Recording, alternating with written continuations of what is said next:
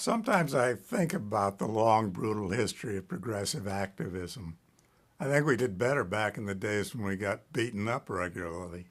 I've been doing progressive politics now for 57 years, and in all that time, I have never once worked seriously for a winning candidate. But you get to win it all. It's simple. There are a hell of a lot of you, and you're going to outlive the bastards. Now, whether or not Bernie Sanders becomes president, the task ahead of you is about the same. But if you don't quit and you don't compromise, someday you will dance on corporatist graves. And if you think about it, you know what to do, and you don't need an old guy telling you.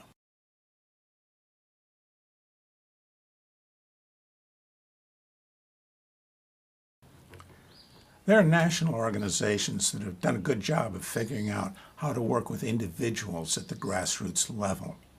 But none of them are focused on building the kinds of grassroots organizations that are needed to launch the career of a politician like Bernie Sanders, or that are needed to get control of the local voting machines.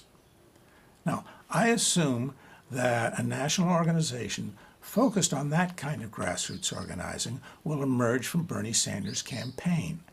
But just in case it doesn't, and to get a real head start on what we need to do, I want you to go to a website, millionsofus.org, not .com.